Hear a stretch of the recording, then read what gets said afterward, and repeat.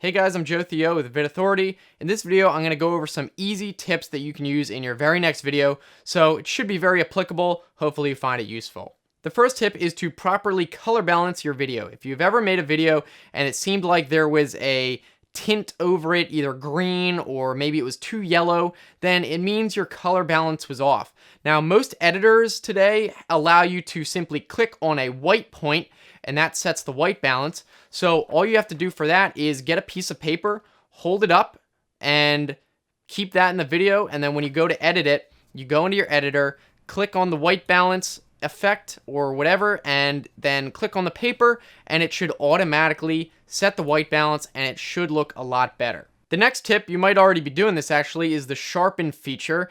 This is a really useful effect as long as you don't overdo it. I know for my video camera and a lot of others, sometimes even if you're perfectly in focus, then the video still looks a bit soft. So what you can do is just go in and do a sharpen effect, bump it up a little bit, but not too much, and just so it's really subtle, but also makes it look even more in focus. It makes the video look a lot more crisp, and if you follow the other suggestions, it'll make the video look a lot better. Now let's move on to audio, specifically echo. One of the biggest problems I see with most people is their audio has a lot of echo because of where they're recording the video. Usually you don't have to even go out and buy a new microphone. You can improve the audio of your video just by going into a room that has lots of furniture, maybe a carpeted floor, stuff like that to break up the echo.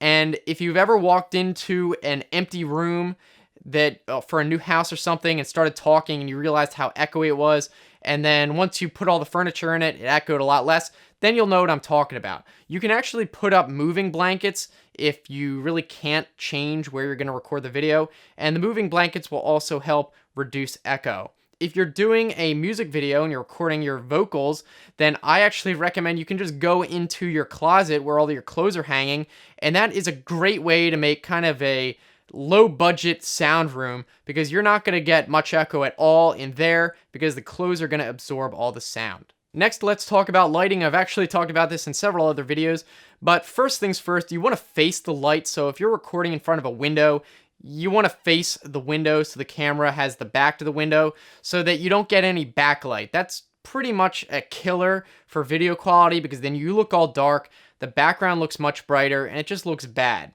Also, when you're lighting your video, you only want to use one light source. For example, if you are near a window, don't illuminate yourself with any other lights in the room, just use the sunlight. Or if you have an incandescent or fluorescent light bulbs, only use one type.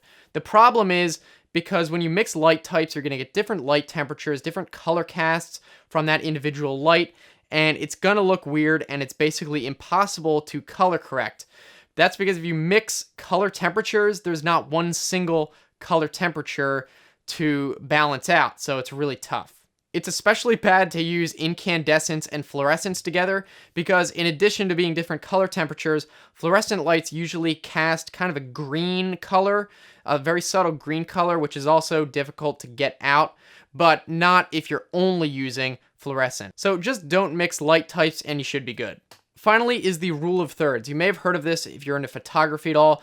Basically, the rule of thirds is a principle that says that when you're taking a picture or maybe doing a video, you usually want to put the object of interest at 1/3 of the video. So if you imagine a grid divided into 3 sections with lines, you'd put the subject on the lines. And this just allows for more interesting composition as opposed to the typical just point right at it and take a picture. Now, this doesn't mean that you have to move all the way over here and have this whole area over here blank. What I usually do is put my eyes at about the top third. So that looks pretty good. That's a good balance.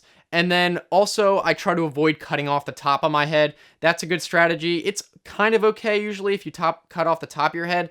As long as you don't cut off the chin, that always looks terrible. So try to avoid cutting off the top of your head if you can, and definitely avoid cutting off the bottom. So those are just some really applicable tips that I thought you guys would find useful and can apply right now. So if you found it helpful, let me know in the comments section.